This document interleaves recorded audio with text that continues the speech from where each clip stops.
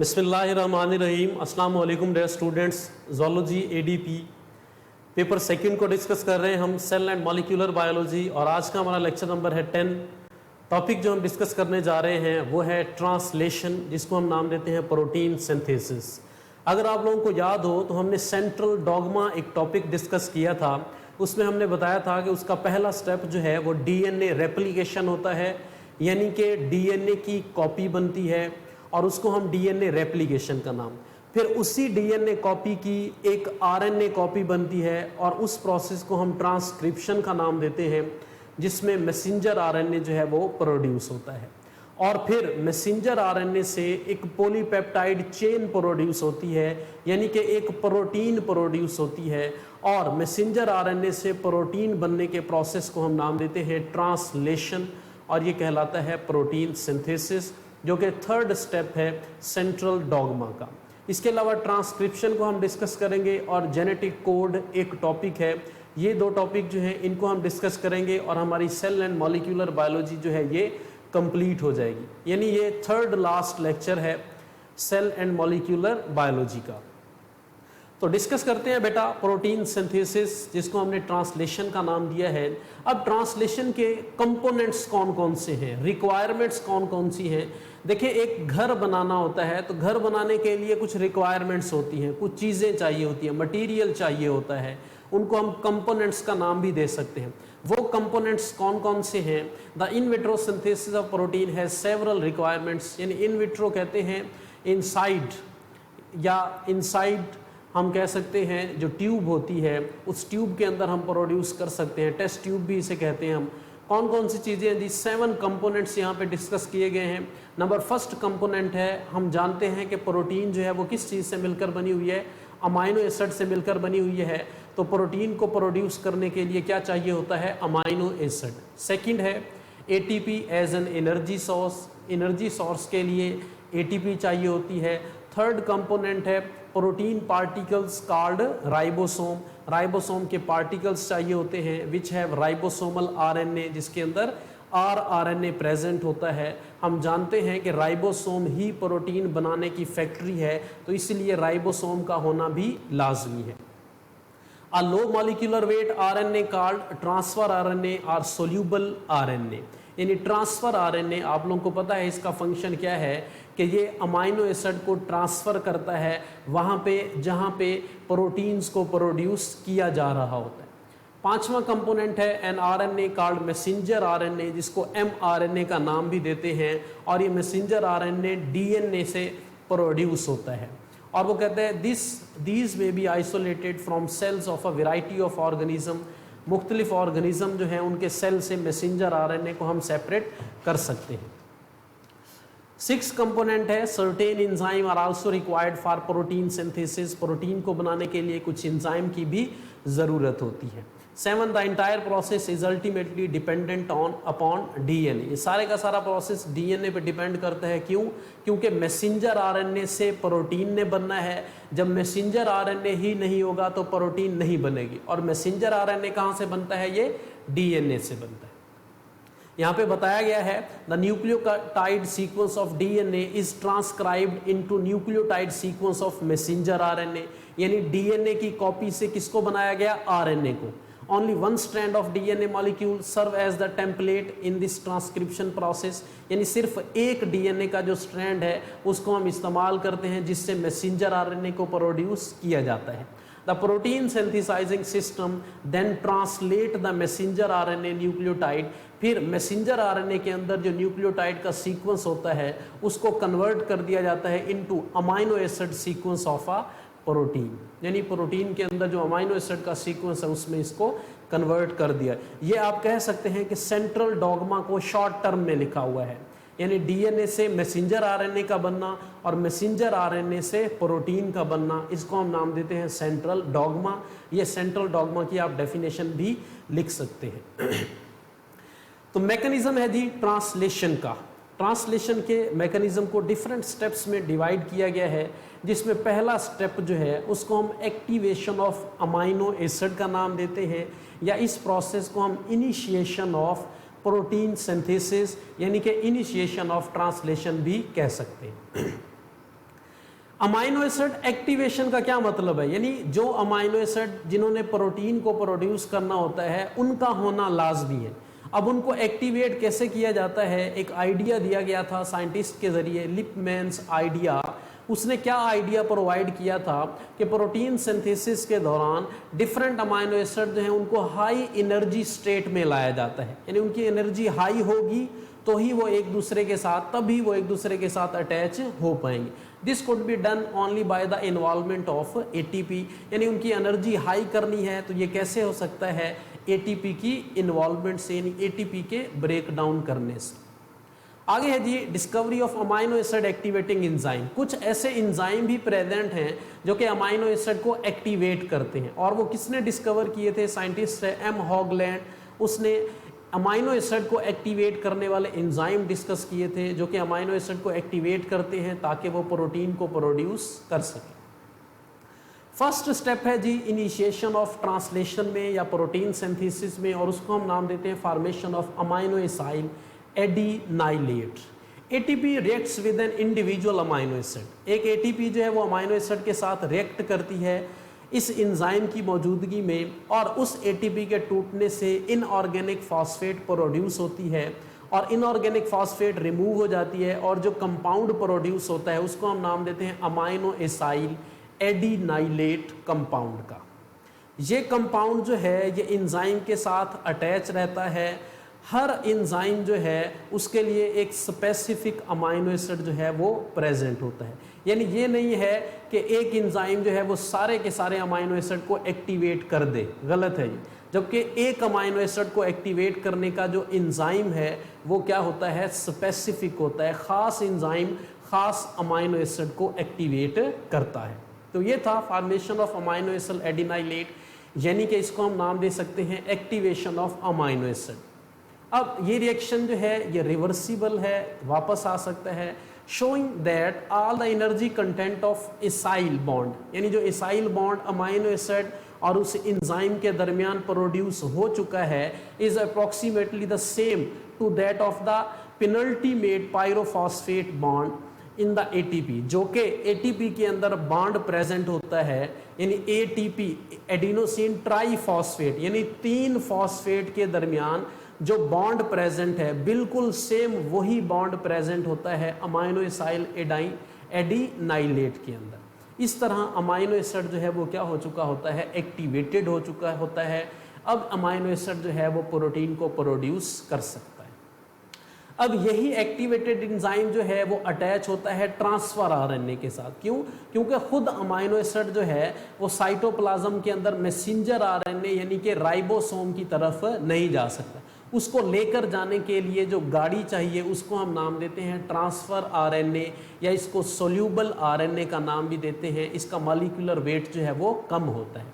The next step in the protein synthesis was actually hypothesis by Crick before it was discovered.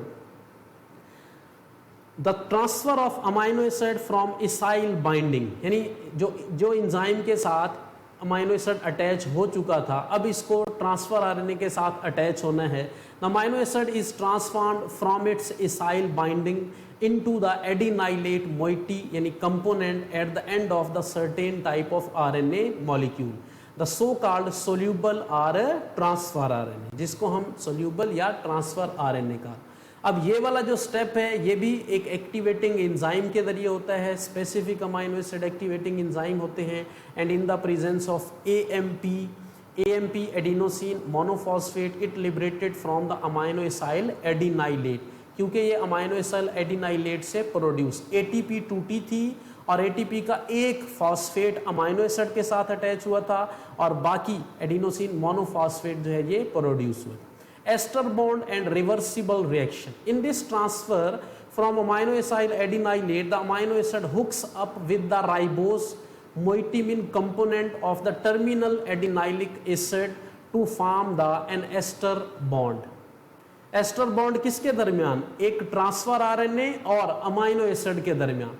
Again the reaction seem to be reversible, hence we are left to suppose that this ester bond is of high energy nature. ये क्या है? High energy nature का है। Transfer RNA, there are specific RNA molecule for each of the amino acid. अब जिस तरह हमने कहा कि एक खास अमाइनो एसिड को एक्टिवेट करने के लिए खास एंजाइम की जरूरत होती है, इसी तरह एक खास अमाइनो एसिड को खास ट्रांसफर आरएनए जो है वो अटैच करता है और इसको ट्रांसपोर्ट करता है। Each of the transfer RNA molecule is much smaller than the RNA of the ribosome. Ribosome के अंदर जो RNA है उससे ट्रांसफर RNA बहुत छोटा होता है, but it still is a relatively large molecule. लेकिन अभी भी हम इसको लार्ज कहते हैं। छोटा इस वजह से कहते हैं कि ये RNA से, राइबोसोमल RNA से छोटा है, being about 23,000 molecular weight and have from 70 to 80 nucleotide in its chain। इसकी चेन के अंदर 70 से 80 न्यूक्लियोटाइड चेन होती हैं। The last 3 nucleotides cytidylic, adenylic are the same in each of the specific amino acid transfer RNA, यानी CCA, cytosine और adenine जो है ये ट्रांसफर RNA के साथ अटैच होती हैं, यानी ईच एंड जो है ट्रांसफर RNA का वहां पे CCA प्रेजेंट होता है। नेक्स्ट है जी ट्रांसफर आरएनए स्पेसिफिक की एंड लॉक कैरियर, यानी ट्रांसफर आरएनए को की एंड लॉक कैरियर का नाम भी दिया जाता है। जिस तरह आपने एंजाइम के अंदर पढ़ा हुआ है लॉक एंड की मॉडल, हर स्पेसिफिक लॉक के लिए एक स्पेसिफिक की होती है, इसी तरह स्पेसिफिक अमाइनो एसिड के लिए स्पेसिफिक ट्रांसफर आरएनए है। इसी वजह से हम इसको नाम देते हैं की एंड लॉक कैरियर। ये किसने बताया था? लिपमैन्स की जो लेबॉर्ट्री है उसके अंदर इस चीज़ को डिस्कवर किया गया था, और इससे जो रिजल्ट मिले थे very strongly that amino acid specificity for incorporation into protein reside not in the amino acid attached to RNA but in some specific portion of each individual transfer RNA molecule, यानी transfer RNA का molecule भी specific होता है। The transfer RNA thus acts not only as a carrier but as a specific key and lock carrier, यानी कि specific lock के लिए specific की, स्पेसिफिक अमाइनो एसिड के लिए स्पेसिफिक ट्रांसफर RNA। आगे है जी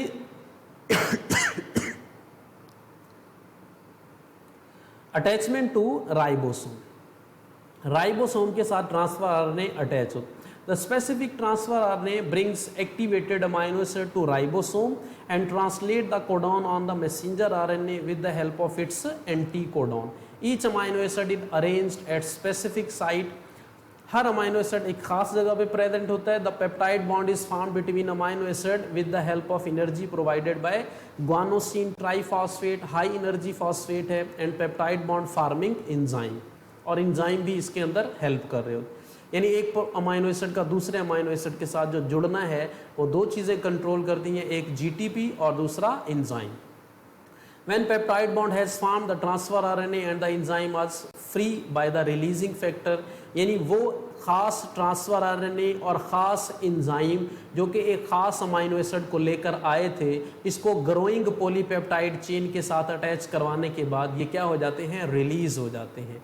अब यही ट्रांसफर आरएनए जो है ये अगेन अवेलेबल है टू ब्रिंग अनदर स्पेसिफिक, दोबारा एक खास अमाइनो एसिड को लेकर आने के लिए, while newly formed protein is bound to the surface of ribosome. जो नई प्रोटीन सिंथेसिस हो रही है वो राइबोसोम की सरफेस के साथ अटैच रहती है। ये एक एक्सपेरिमेंट दिया गया है साइंटिस्ट डिंटल्स एंड सचवीट, इसने बताया था कि किस तरह एक अमाइनो एसिड दूसरे अमाइनो एसिड के साथ अटैच होता है या ट्रांसफर आरएनए उसको अटैच करता है। R1 जो है ये एक अमाइनो एसिड को शो कर रहा है, NH2CHR1COOH, ये एक फार्मूला है अमाइनो एसिड का। इसके साथ देखें ट्रांसफर आरएनए अटैच हो चुका है, ट्रांसफर आरएनए 1 और फिर ये ट्रांसफर आरएनए 2, इन दोनों के अटैच होने के बाद यहाँ पे ये बॉन्ड बन चुका है एक अमाइनो एसिड के अमाइनो ग्रुप का दूसरे अमाइनो एसिड के कार्बोक्सिल ग्रुप के साथ, और N और H के दरमियान जो बॉन्ड होता है, यानी N इसके साथ अटैच होता है और N के साथ जो है वो कार्बन अटैच होता है। इस बॉन्ड को हम नाम देते हैं पेप्टाइड बॉन्ड का नाम देते हैं। अब ये दो ट्रांसफर आरएनए अटैच हो चुके हैं, इसके साथ तीसरा ट्रांसफर आरएनए अटैच होगा। देखें R1, R2, R3 आ जाएंगे, फिर R1 और ये R3, इसी तरह अमाइनो एसिड एक दूसरे के साथ अटैच होते रहेंगे और एक बड़ी प्रोटीन की जो चेन है उसको प्रोड्यूस कर देंगे। ये था एलोंगेशन स्टेप, जिसको हम सेकंड स्टेप का भी नाम देते हैं। ये एलोंगेशन हो रही है चेन की पॉलीपेप्टाइड चेन की एक अमाइनो एसिड, दूसरा अमाइनो एसिड, तीसरा अमाइनो एसिड, चौथा अमाइनो एसिड एक दूसरे के साथ अटैच हो रहे हैं, और एलोंगेशन कहते हैं लंबा होना, यानी पॉलीपेप्टाइड चेन की जो लेंथ है उसको ये इंक्रीज करते जा रहे हैं। लास्ट स्टेप है, इसको हम नाम देते हैं टर्मिनेशन ऑफ ट्रांसलेशन का, the separation of specific protein from ribosome. The releasing factor now cause separation of newly synthesized protein from the surface of a ribosome. यानी एक एंजाइम आता है जो कि न्यूली सिंथेसाइज्ड प्रोटीन को अलग कर देता है। Polypeptide synthesis, the assembly of polypeptide chain is diagram, ये आपकी बुक के अंदर फिग दी गई है। The ribosome is thought to have 2 sRNA, जिसको हम ट्रांसफर आरएनए का नाम भी देते हैं, specific sites. At one site amino acid sRNA molecules become temporarily bind to the complementary messenger RNA triplets. At the second the growing peptide chain is attached to the second sRNA molecule. The messenger RNA moves along the surface of ribosome. Each of its triplets mean codon, being momentarily positioned at the first site, पहली site पे।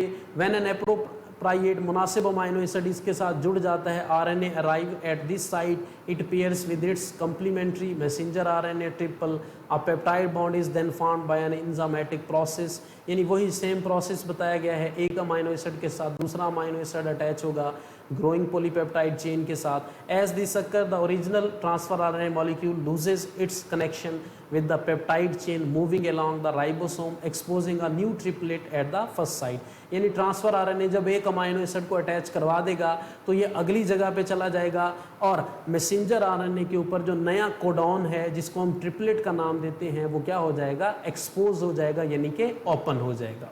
इन the example protein synthesis was describe as occurring only one ribosome, एक ribosome पे होती है। In fact messenger RNA can become associated with the group of ribosome forming a polyribosome, इसको polysome का नाम भी देते हैं।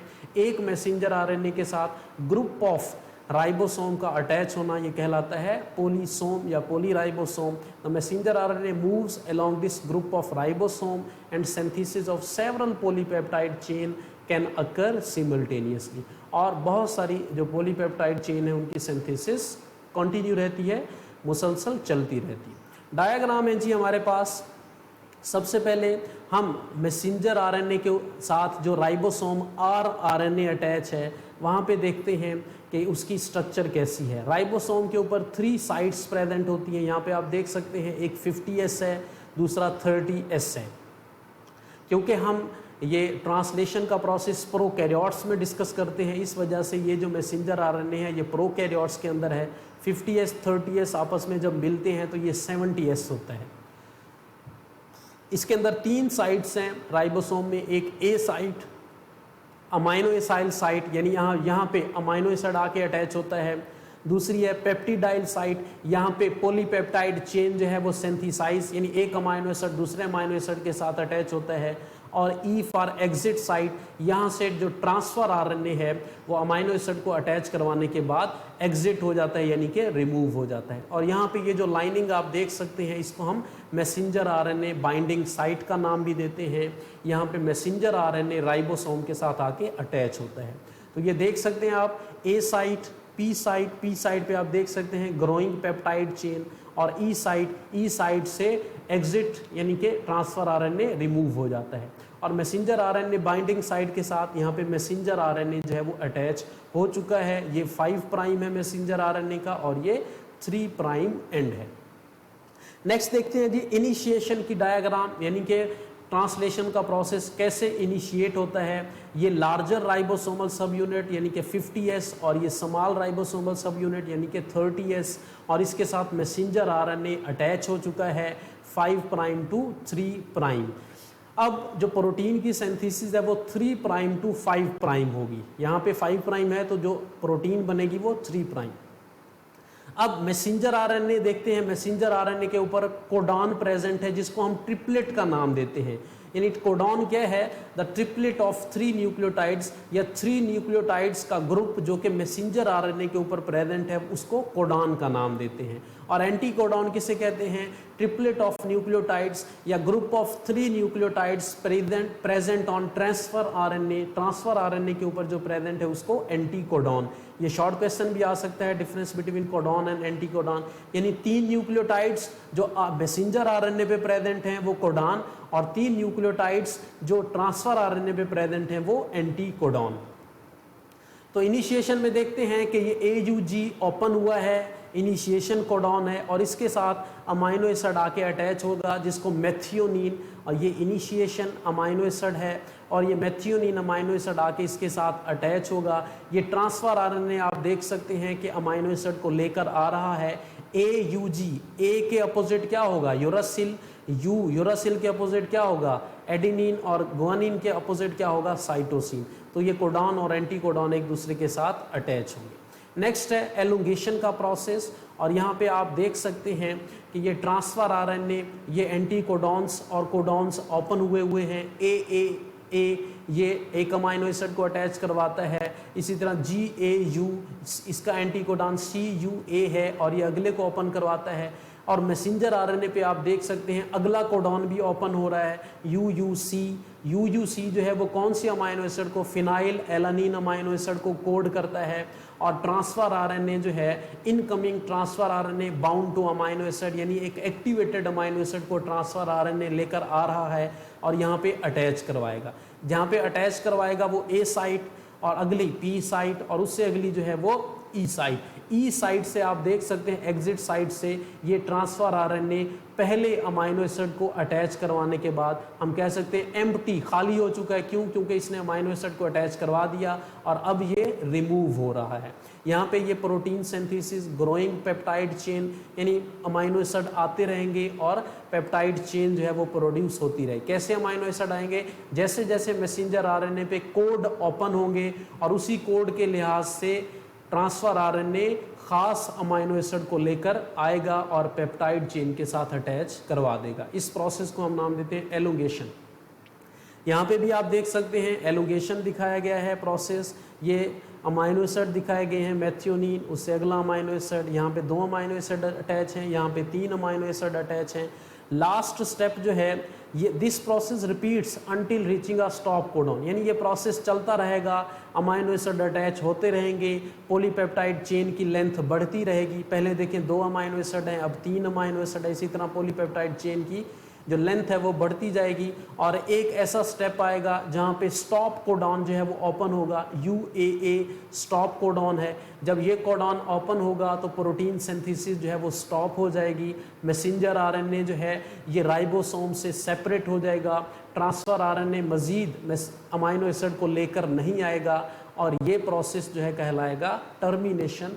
और टर्मिनेशन में क्या होता है? ड्यूरिंग टर्मिनेशन यहाँ पे आप देख सकते हैं a stop codon in the messenger RNA is recognized by a protein release factor and the translation apparatus comes apart। Translation apparatus का मतलब है जो प्रोटीन को प्रोड्यूस कर रहे थे, यानी प्रोटीन की सिंथेसिस में जो जो चीज़ें हिस्सा ले रही थी वो एक दूसरे से अपार्ट यानी कि सेपरेट हो जाएंगी, releasing a complete polypeptide chain, और एक पॉलीपेप्टाइड चेन को ये सेपरेट, ये देखें पॉलीपेप्टाइड चेन जो है ये सेपरेट हो चुकी है। क्यों? क्योंकि यहाँ पे रिलीज फैक्टर आ चुका है, UAA भी स्टॉप कोडॉन है और UAG भी स्टॉप कोडॉन है। एक तीसरी भी कोडॉन होती है उसको भी हम स्टॉप कोडॉन का नाम देते हैं, जिससे स्टॉप कोडॉन इसको इसलिए कहते हैं, ये नॉनसेंस कोडॉन भी कहलाते हैं। क्यों? क्योंकि ये किसी अमाइनो एसिड को कोड नहीं करते, इस वजह से ये नॉनसेंस या स्टॉप कोडॉन कहलाते हैं। और ये कंप्लीट पॉलीपेप्टाइड चेन जो है ये अलहदा हो चुका है, मैसेंजर आरएनए के ऊपर सारे के सारे कोडॉन ओपन हो चुके हैं जहाँ तक प्रोटीन को प्रोड्यूस करना था। और ट्रांसलेशनल कंपोनेंट्स यानी कि amino acid, large small ribosomal सब यूनिट और बाकी जो जो एंजाइम इस प्रोसेस में हिस्सा ले रहे थे वो दोबारा रिसाइकलिंग के लिए रेडी हैं। यहाँ पे आप देख सकते हैं transfer RNA, large small unit और मैसेंजर आरएनए ये दोबारा रेडी हैं ताकि एक नए चेन जो है, नया प्रोटीन जो है वो प्रोड्यूस किया जा सके। तो ये था जी हमारा आज का लेक्चर, ट्रांसलेशन या इसको हम प्रोटीन सिंथेसिस का नाम भी देते हैं। आपकी बुक के अंदर ये page number almost page number 153 पे ये टॉपिक प्रेजेंट है। Page number 153 protein synthesis translation के नाम से। Very very important long question है। डिस्क्राइब ट्रांसलेशन या प्रोटीन सिंथेसिस इन प्रोकैरियोट्स, और एज इट इज़ जिस तरह ये स्टेप आपकी बुक के अंदर लिखे हुए हैं इसी तरह लिखेंगे, और ये सारी डायग्राम आप बनाएंगे। पहले ये वाली डायग्राम बनाएंगे, उसके बाद इनिशिएशन वाली, फिर एलोंगेशन वाली, ये वाली डायग्राम आपकी मर्जी है बनाएं या ना बनाएं, और फिर लास्ट में ये टर्मिनेशन वाली डायग्राम आप बना देंगे। इस तरह आपका जो ये प्रोटीन सिंथेसिस का प्रोसेस है वो कंप्लीट होगा। उम्मीद करता हूँ आप लोगों को लेक्चर की समझ आई होगी। इंशाल्लाह नेक्स्ट लेक्चर में हम जेनेटिक कोडॉन या जीन कोडॉन या ट्रांसक्रिप्शन को डिस्कस करेंगे। अल्लाह हाफिज़।